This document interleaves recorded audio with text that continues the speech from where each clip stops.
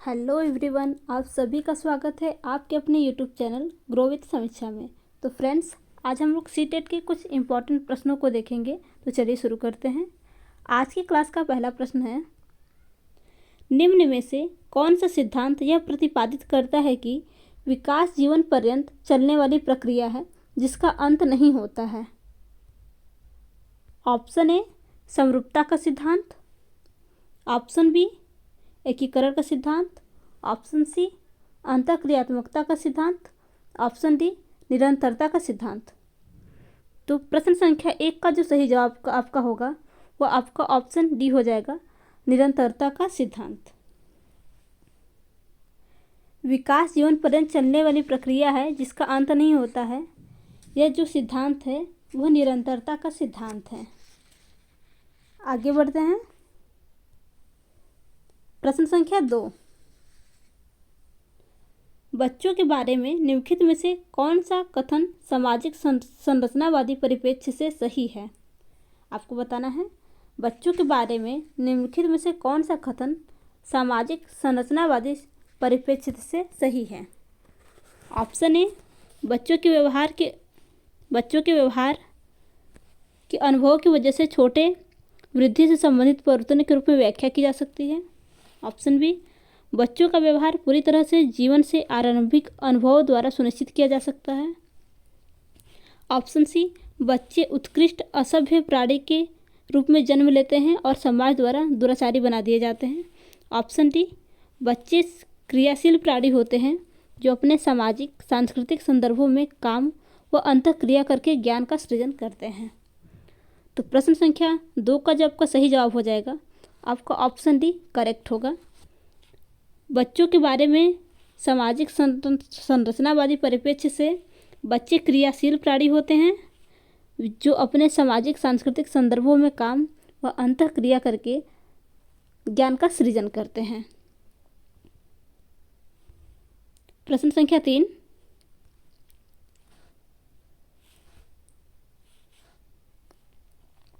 खेलते समय बच्चों का एक समूह एक आधुनिक और लोकप्रिय फिल्मों के दृश्यों का अभिनय करता है। यह स्थिति दर्शाती है कि कौन सी समाजीकरण की एक प्रमुख संस्थान है। ऑप्शन ए परिवार, option B media, option C सहपाठी, ऑप्शन डी धर्म। तो प्रश्न संख्या 3 का जो आपका सही जवाब हो जाएगा आपका ऑप्शन बी करेक्ट होगा, मीडिया। खेलते समय बच्चों का एक समूह एक आधुनिक और लोकप्रिय फिल्मों के दृश्यों का अभिनय करता है। यह स्थिति दर्शाती है कि मीडिया समाजीकरण का एक प्रमुख संस्थान है। आगे बढ़ते हैं। प्रश्न संख्या 4, पियाजे द्वारा दी गई विशेषताओं के आधार पर विकास के स्तर का मिलान करना है। हमें पियाजे के द्वारा दिए गए विशेषताओं के आधार पर विकास के स्तर का मिलान करना है। चलिए आगे बढ़ते हैं। औपचारिक संक्रियात्मक अवस्था। औपचारिक संक्रियात्मक अवस्था में बच्चे परिकल्पनात्मक तर्क और अमूर्त सोच का आरंभ कर देते हैं। बात करें मूर्त संक्रियात्मक अवस्था, तो मूर्त संक्रियात्मक अवस्था में बच्चे प्रतीकों की सोच कर लेते हैं परंतु संरक्षण नहीं कर पाते, यानी प्रतीकों की अवधारणा तो बना लेते हैं लेकिन कंजर्वेशन नहीं हो पाता। बात करें मूर्त संक्रियात्मक अवस्था, तो मूर्त संक्रियात्मक अवस्था में बालक तर्कपूर्ण चिंतन व संरक्षण की योग्यता प्राप्त कर लेता है। बात करें संवेदी क्रियात्मक अवस्था, तो संवेदी क्रियात्मक अवस्था में वस्तुओं की स्थिरता की समझ आरंभ हो जाती है। तो आपका ऑप्शन बी करेक्ट होगा। आगे बढ़ते हैं। प्रश्न संख्या 5, जीन पियाजे के अनुसार सीखने के लिए निम्नलिखित में से क्या सबसे आवश्यक है। जीन पियाजे के अनुसार सीखने के लिए निम्नलिखित में से क्या सबसे आवश्यक है। ऑप्शन ए पुनर्बलन एवं सजा, ऑप्शन बी विद्यार्थियों द्वारा सक्रिय खोजबीन, ऑप्शन सी अवलोकन अनुकरण, ऑप्शन डी भाषात्मक विकास जो सामाजिक अंतःक्रिया को सुसाध्य करता है। तो प्रश्न संख्या 5 का जो सही जवाब हो जाएगा आपका जीन पियाजे के अनुसार सीखने के लिए विद्यार्थियों द्वारा सक्रिय खोजबीन आवश्यक है। प्रश्न संख्या 6, लेव वाइगोत्स्की के विचारों पर आधारित सामाजिक संरचनात्मक कक्षा निम्न में से किसका समर्थन नहीं किया जाता है? ऑप्शन ए परीक्षा के लिए अधिगम, ऑप्शन बी रचनात्मक विवेचनात्मक चिंतन, ऑप्शन सी संकल्पनात्मक समझ, ऑप्शन डी अनुभवात्मक अधिगम। तो प्रश्न संख्या 6 का जो आपका सही जवाब हो जाएगा, आपका ऑप्शन ए करेक्ट होगा, परीक्षा के लिए अधिगम। लेव वाइगोत्स्की के विचारों पर आधारित सामाजिक संरचनात्मक कक्षा में किसका समर्थन नहीं किया जाता है? इसमें पूछा है किसका समर्थन नहीं किया जाता है, तो आपको जो निगेटिव आंसर होगा परीक्षा के लिए अधिगम। बाकी आपके अन्य ऑप्शन रचनात्मक विवेचनात्मक चिंतन आपका एक पॉजिटिव आंसर है, कल्पनात्मक समझ ये भी आपका पॉजिटिव आंसर है, अनुभवात्मक अधिगम ये भी आपका पॉजिटिव आंसर है। इसमें पूछा है किसका समर्थन नहीं किया जाता है, तो आपका ऑप्शन ए करेक्ट होगा। प्रश्न संख्या 7, लेव वाइगोत्स्की के अनुसार बच्चे चिंतन और व्यवहार करने के तरीके कैसे अर्जित करते हैं जिससे समुदाय की संस्कृति का निर्माण होता है? ऑप्शन ए वाइगोत्स्की के अनुसार बच्चे चिंतन और व्यवहार करने के तरीके कैसे अर्जित करते हैं जिससे समुदाय की संस्कृति का निर्माण होता है? ऑप्शन ए सामाजिक अंतःक्रियाओं द्वारा, ऑप्शन बी निष्क्रिय होकर, ऑप्शन सी उद्दीपन द्वारा, ऑप्शन डी पुनर्बलन द्वारा। तो प्रश्न संख्या 7 का जो सही जवाब हो जाएगा, आपका ऑप्शन ए करेक्ट होगा, सामाजिक अंतःक्रिया द्वारा। लेव वाइगोत्स्की के अनुसार बच्चे चिंतन व्यवहार करने के तरीके सामाजिक अंतःक्रियाओं द्वारा अर्जित करते हैं। प्रश्न संख्या 8, लॉरेंस कोहलबर्ग द्वारा दिए गए नैतिक विकास में सार्वभौमिक नैतिक सिद्धांत अभिनवीकरण में किसमें सही वर्णित है? ऑप्शन ए व्यक्तिगत आवश्यकताओं की पूर्ति, ऑप्शन बी मित्रों और संबंधियों का स्नेह और स्वीकृति बनाए रखना, ऑप्शन सी अमूर्त सार्वभौमिक सिद्धांत जो संपूर्ण मानवता के लिए मान्य हो, ऑप्शन डी स्वयं के लिए कानून और नियमों को उचित ठहराना। तो प्रश्न संख्या 8 का जो आपका सही जवाब हो जाएगा, आपका ऑप्शन सी करेक्ट होगा, अमूर्त सार्वभौमिक सिद्धांत जो संपूर्ण मानवता के लिए मान्य हो। लॉरेंस कोहलबर्ग द्वारा दिए गए नैतिक विकास में सार्वभौमिक नैतिक सिद्धांत अभिनवीकरण अमूर्त सार्वभौमिक सिद्धांत जो संपूर्ण मानवता के लिए मान्य है, ये आपका कथन सही होगा। प्रश्न संख्या 9, प्रगतिशील शिक्षा बालकों के प्रति कैसा दृष्टिकोण रखता है? आपको बताना है प्रगतिशील शिक्षा में बालकों के प्रति कैसा दृष्टिकोण रखती है? ऑप्शन ए ईश्वर ने उन्हें जन्म से उच्च नैतिकता और नीति प्रदान की है, ऑप्शन बी कोरी पट्टी रिक्त स्लेट जैसे, ऑप्शन सी लघु वयस्क जिनकी सोचने समझने की शक्ति वयस्क से कम है, ऑप्शन डी जिज्ञासी प्राणी अपने आसपास के खोज अन्वेषण करके जानना चाहते हैं। तो प्रश्न संख्या 9 का जो आपका सही जवाब हो जाएगा, आपका ऑप्शन 4 करेक्ट हो जाएगा। प्रगतिशील शिक्षा बालकों के प्रति जिज्ञासी प्राणी अपने आसपास के वातावरण से करके सीखना, अन्वेषण करके सीखना, आपका ऐसा दृष्टिकोण रखता है, तो आपका ऑप्शन 4 सही हो जाएगा। बच्चे को हमें भी कभी भी कोरी पट्टी या स्लेट नहीं मानना है, ये बिल्कुल गलत है। लघु वयस्क जिनकी सोचने की शक्ति वयस्क से कम है, ये कथन आपका गलत है। तो इसमें जो आपका सही ऑप्शन हो जाएगा, ऑप्शन 4 करेक्ट हो जाएगा। प्रश्न संख्या 10, निम्नलिखित में से कौन सा विकल्प बुद्धि प्रकार के लिए हार्वर्ड गार्डनर के अनुसार सही है? आपको बताना है निम्नलिखित में से कौन सा विकल्प बुद्धि प्रकार के लिए हार्वर्ड गार्डनर के अनुसार सही है? ऑप्शन ए चिकित्सक, जीव विज्ञानी, वाद्य यंत्र विशेषज्ञ, ऑप्शन बी कसरती रचनात्मक अभिव्यक्तिशील, ऑप्शन सी व्यवहारिक विश्लेषक रचनात्मक, ऑप्शन डी अंतर्व्यक्तित्व प्रकृतिवादी शारीरिक रूप से क्रियाशील। तो प्रश्न संख्या 10 का जो आपका सही जवाब हो जाएगा, आपका ऑप्शन डी करेक्ट होगा। हार्वर्ड गार्डनर के अनुसार बुद्धि अंतर्व्यक्तित्व प्रकृतिवादी शारीरिक रूप से क्रियाशील है।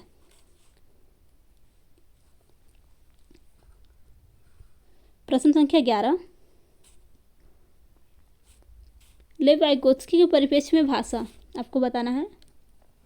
ऑप्शन ए संज्ञानात्मक विकास में बाधा डालती है, ऑप्शन बी संज्ञानात्मक विकास में सहायक है। ऑप्शन सी संज्ञानात्मक विकास को प्रभावित नहीं करती है। ऑप्शन डी संज्ञानात्मक विकास से स्वतंत्र रूप में कार्य करती है।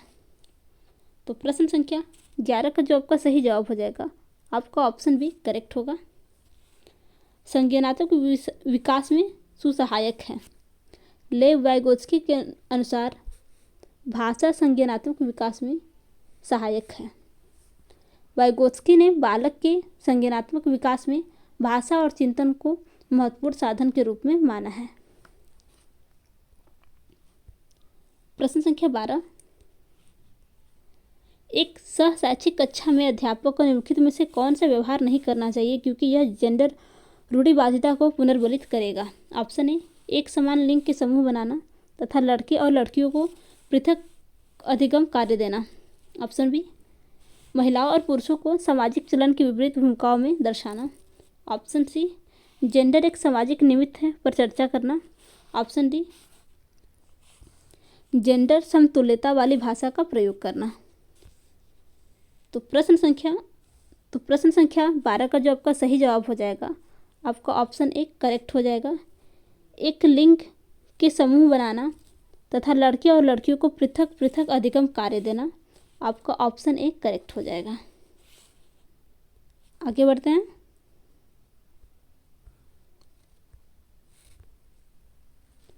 प्रश्न संख्या 14, विद्यार्थियों द्वारा कक्षा में मातृभाषा के प्रयोग के संदर्भ में कौन सा कथन सही है। विद्यार्थियों द्वारा कक्षा में मातृभाषा के प्रयोग के संदर्भ में कौन सा कथन सही है। स्कूल को सारी कक्षाओं में केवल एक मानक भाषा प्रयोग निर्धारित करना चाहिए, नहीं, ये तो बिल्कुल गलत है। आगे बढ़ते हैं। स्कूल को सभी विद्यार्थियों की भाषाओं का सम्मान करने की संस्कृति अपनानी चाहिए। आगे देखते हैं। स्कूल को सभी स्तर पर अंग्रेजी को निर्देशित भाषा निर्धारित करनी चाहिए, नहीं, बिल्कुल नहीं। विद्यार्थी को अपनी मातृभाषा में अभिव्यक्त करने से हतोत्साहित करने के लिए स्कूल को जुर्माना करना चाहिए। तो आपको बताना है इसका सही जवाब क्या होगा। तो प्रश्न संख्या 14 का जो सही जवाब हो जाएगा, आपका ऑप्शन बी करेक्ट होगा। स्कूल को सभी विद्यार्थियों की भाषाओं का सम्मान करने की संस्कृति अपनानी चाहिए, आपका ऑप्शन बी करेक्ट हो जाएगा। प्रश्न संख्या 15,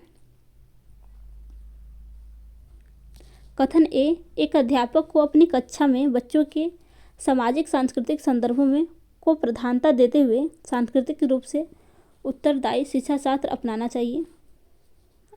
कथन आर विद्यालयों को एक संरचित एक रूप पाठ्यक्रम का अनुसरण करना चाहिए और कक्षा में व्यक्तिगत विभिन्नताओं पर गौर नहीं करना चाहिए।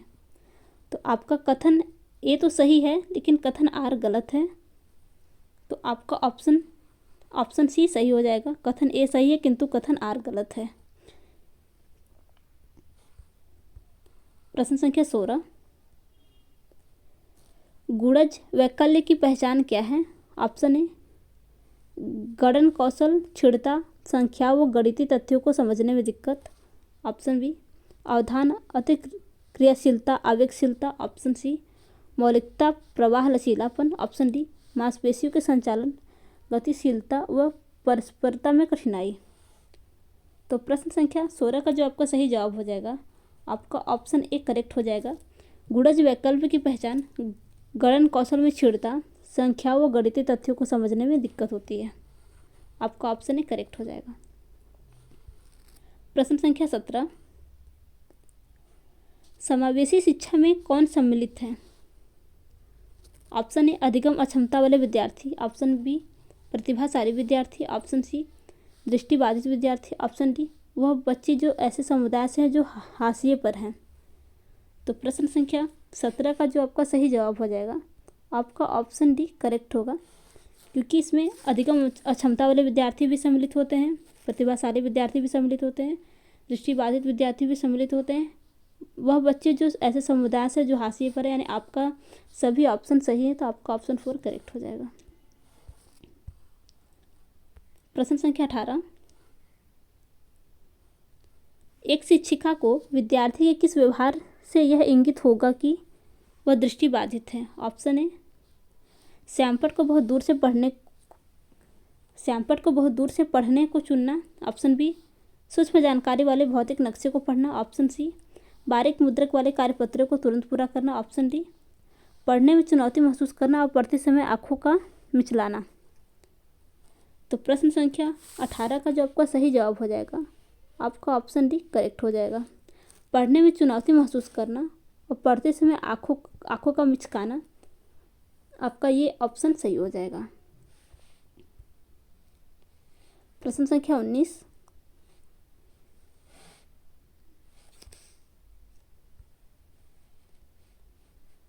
मेधावी अधिगमकर्ताओं की आवश्यकताओं को पूरा करने के लिए एक अध्यापिका को क्या करना चाहिए? ऑप्शन ए। कार्यों को समझने के लिए एक निश्चित निर्देशन और विस्तृत दिशा निर्देशक देना। Option B. निर्धारित पाठ्यचर्या का सख्ती से अनुसरण करना। Option C. मानकीकृत आकलन युक्तियों का प्रयोग करना। Option D. मध्यम से उच्चतर श्रेणी के चिंतन वाले कार्यकलाप देना। तो प्रश्न संख्या 19 का जो आपका सही जवाब हो जाएगा आपका ऑप्शन 4 करेक्ट हो जाएगा। मध्यम से उच्चतर श्रेणी के चिंतन वाले कार्यकलाप देना। मेधावी अधिगमकर्ताओं की आवश्यकताओं को पूरा करने के लिए एक अध्यापिका को मध्यम से उच्चतर श्रेणी के चिंतन वाले कार्यकलाप देने चाहिए। आगे बढ़ते हैं। प्रश्न संख्या 20। निम्न में से समावेशी कक्षा में किसका प्रयोग करना चाहिए? Option A. नैदानिक नामीकरण। Option B. यथोचित समायोजन। Option C. बच्चों का पृथकीकरण। Option D. प्रतिस्पर्धात्मक कक्षा में लोकाचार। तो प्रश्न संख्या 20 का जो आपका सही जवाब हो जाएगा आपका ऑप्शन बी करेक्ट हो जाएगा। यथोचित समायोजन। यथोचित समायोजन को समावेशी कक्षा में प्रयोग करना चाहिए। समावेशी शिक्षा में सभी व्यक्तियों की समानता के अधिकार को पहचानने और सभी बालकों एवं बालिकाओं को विशिष्ट आवश्यकताओं के साथ शिक्षा के समान अवसर प्रदान करने चाहिए। प्रश्न संख्या 21। निम्न में से कौन से कारक अधिगम को प्रभावित करते हैं? Option A. अधिगमकर्ताओं की अभिवृत्ति। Option B. अधिगमकर्ताओं की आयु। Option C. अध्यापन की शिक्षा शास्त्र तकनीकें। Option D. अधिगमकर्ताओं का सामाजिक सांस्कृतिक संदर्भ। तो आपका ऑप्शन 4 करेक्ट हो जाएगा क्योंकि ये सभी ऑप्शन अधिगमकर्ताओं की अभिवृत्ति, अधिगमकर्ताओं की आयु, अध्यापन की शिक्षा शास्त्र तकनीकें और अध्ययनकर्ताओं के सामाजिक सांस्कृतिक संदर्भ, ये सभी कारक अधिगम को प्रभावित करते हैं। तो आपका ऑप्शन 4 करेक्ट हो जाएगा। प्रश्न संख्या 22। अर्थपूर्ण अधिगम के लिए ऑप्शन ए। बच्चों को समादृत महसूस होना चाहिए। Option B.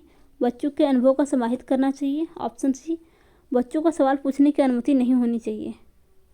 तो प्रश्न संख्या 22 का जो आपका सही जवाब हो जाएगा आपका ऑप्शन ए करेक्ट हो जाएगा। ऑप्शन ए और बी बच्चों को समादृत महसूस होना चाहिए बिल्कुल, और ऑप्शन बी बच्चों के अनुभवों को समाहित करना चाहिए। आगे बढ़ते हैं। प्रश्न संख्या 23। विद्यार्थियों द्वारा अधिगम की प्रक्रिया के दौरान दी गई त्रुटियों पर एक माध्यमिक विद्यालय स्तर के अध्यापक को कैसी प्रतिक्रिया देनी चाहिए? Option A. विद्यार्थियों की गलतियों को तुरंत संशोधित करना चाहिए। Option B. किसी सहपाठी को विद्यार्थियों की त्रुटियों को संशोधित करने के लिए कहना चाहिए। Option C. विद्यार्थियों को अपनी स्वयं की त्रुटियों को पहचाने और उन पर काम करने के अवसर देने चाहिए। Option D. विद्यार्थियों को शर्मिंदा करना चाहिए ताकि वो भविष्य में कोई त्रुटि न करें। तो प्रश्न संख्या 23 का जो आपका सही जवाब हो जाएगा आपका ऑप्शन सी करेक्ट हो जाएगा। विद्यार्थियों को अपनी स्वयं की त्रुटियों को पहचानने और उन पर काम करने के अवसर देने चाहिए।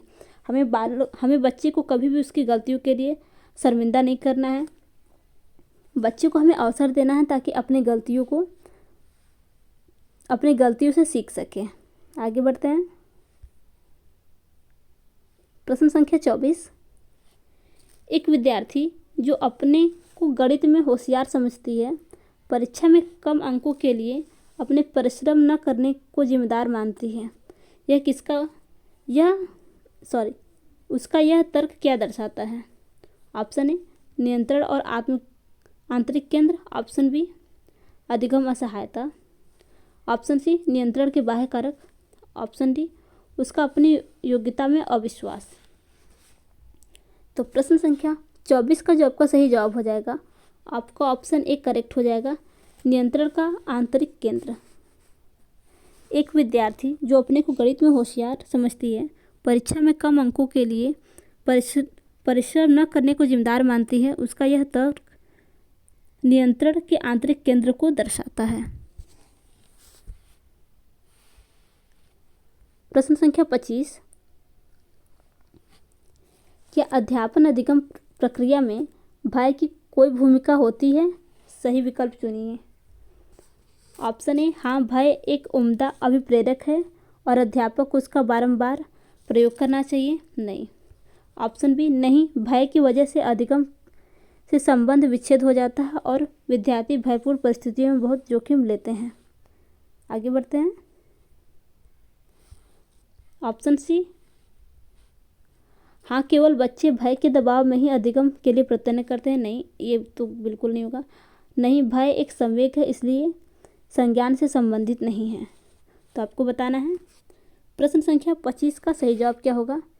तो प्रश्न संख्या 25 का जो आपका सही जवाब हो जाएगा, आपका ऑप्शन बी सही हो जाएगा। नहीं, भय की वजह से अधिगम से संबंध विच्छेद हो जाता है और विद्यार्थी भयपूर्ण परिस्थितियों में बहुत कम जोखिम लेते हैं। आगे बढ़ते हैं। प्रश्न संख्या 26,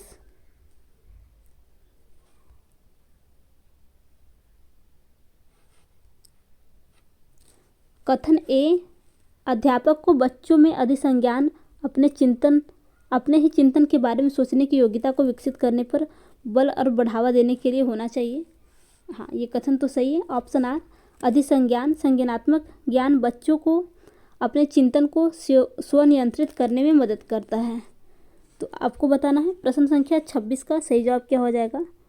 तो प्रश्न संख्या 26 का जो सही जवाब हो जाएगा, आपका कथन ए भी सही है और कथन आर भी सही है। तो आपका ऑप्शन ए सही हो जाएगा। कथन ए और आर दोनों सही है और आर ए की सही व्याख्या करता है। आगे बढ़ते हैं। प्रश्न संख्या 27, इनमें से कौन सी विधि अर्थपूर्ण अधिगम के लिए सबसे प्रभावशाली है। ऑप्शन ए, रटकर याद करना। ऑप्शन बी, निष्क्रिय श्रवण। ऑप्शन सी, समायोजन के माध्यम से समझना। ऑप्शन डी, ड्रिल और बार बार अभ्यास करना। तो प्रश्न संख्या 27 का जो सही जवाब हो जाएगा, आपका ऑप्शन सी करेक्ट हो जाएगा, संयोजन के माध्यम से समझना। संयोजन के माध्यम से समझने की विधि अर्थपूर्ण अधिगम के लिए सबसे प्रभावशाली होती है। प्रश्न संख्या 28, विद्यार्थी अक्सर प्राकृतिक घटनाओं के बारे में सहजज्ञ सिद्धांत रच लेते हैं। एक अध्यापिका को, ऑप्शन ए, विद्यार्थियों को ऐसे करने के लिए निरुत्साहित करना चाहिए। ऑप्शन बी, विद्यार्थियों को ऐसे अवधारणाओं की रचना करने के लिए दंड करना चाहिए जो उनके पाठ्य पुस्तक में समाहित नहीं है। आपके ऑप्शन ए भी गलत है, ऑप्शन बी भी गलत है। आगे बढ़ते हैं। विद्यार्थियों को ऐसी पूर्व अवधारणा को साझा करने के लिए प्रोत्साहित करना चाहिए और अध्यापन अधिगम शिक्षा शास्त्र को उनके अनुरूप बनाना चाहिए। आगे बढ़ते हैं। ऑप्शन 4, इन सिद्धांतों को अनदेखा कर देना चाहिए और संप्रत्ययों को प्रत्यक्ष निर्देशन द्वारा पढ़ाना चाहिए। तो प्रश्न संख्या 28 का जो आपका सही जवाब हो जाएगा, आपका ऑप्शन सी करेक्ट हो जाएगा, विद्यार्थियों को ऐसी पूर्व अवधारणाएं साझा करने के लिए प्रोत्साहित करना चाहिए और अध्यापन अधिगम शिक्षा शास्त्र को उनके अनुरूप बनाना चाहिए। आपका ऑप्शन सी करेक्ट हो जाएगा। प्रश्न संख्या 29, संप्रत्यात्मक समझ हेतु अध्यापन के लिए एक अध्यापक को क्या करना चाहिए। ऑप्शन ए, विद्यार्थियों के पूर्व ज्ञान से संबंध स्थापित करना चाहिए। आगे बढ़ते हैं। गैर उदाहरण और अपवाद बताने से बचना चाहिए। नहीं, बिल्कुल ही। आगे बढ़ते हैं। प्रत्यक्ष निर्देशन की विधि का प्रयोग करना चाहिए। आगे देखते हैं। अधिगम के लिए आकलन करने के बजाय अधिगम का आकलन करने का प्रावधान बनाना चाहिए। तो प्रश्न संख्या 29 का जो आपको सही जवाब हो जाएगा, आपका ऑप्शन ए करेक्ट हो जाएगा, विद्यार्थियों के पूर्व ज्ञान से संबंध स्थापित करना चाहिए। संप्रत्यात्मक समझ हेतु अध्यापन के लिए एक अध्यापक को विद्यार्थियों के पूर्व ज्ञान से संबंध स्थापित करना चाहिए। आपका ऑप्शन ए करेक्ट हो जाएगा। प्रश्न संख्या 30,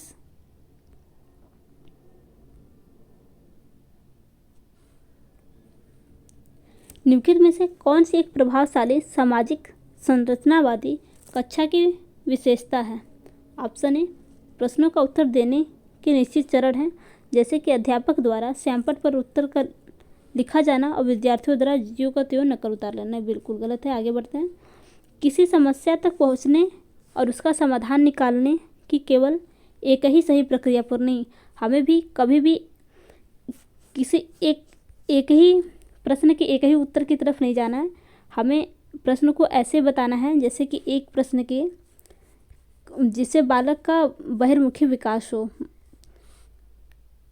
ऑप्शन सी, बच्चों को प्रोत्साहित किया जाता है कि वे चुपचाप सुने और पुनरावृत्ति और प्रत्यास्मरण पर जोर दें। नहीं, कभी भी हमें बच्चे को चुपचाप सुनने के लिए या फिर प्रश्न न करने के लिए इस टाइप के क्वेश्चन जब भी मिले ऑप्शन में तो ये गलत होते हैं। बात करें ऑप्शन 4 की, तो सामूहिक कार्य और सामूहिक समस्या समाधान को प्रोत्साहित किया जाना चाहिए। आपका ऑप्शन 4 करेक्ट होगा, क्योंकि बच्चे जब सामूहिक कार्य करेंगे तो उन्हें अनेक तरह की समस्याएं और उनके अनेक प्रकार के समाधान भी प्राप्त होंगे। तो हमें कभी भी बच्चे को प्रोत्साहित करना है, न कि निरुत्साहित नहीं करना है। तो आपका ऑप्शन 4 करेक्ट हो जाएगा। तो फ्रेंड्स, अगर आपको आज की वीडियो अच्छी लगी हो तो वीडियो को लाइक तथा चैनल को सब्सक्राइब करना न भूलिएगा। धन्यवाद।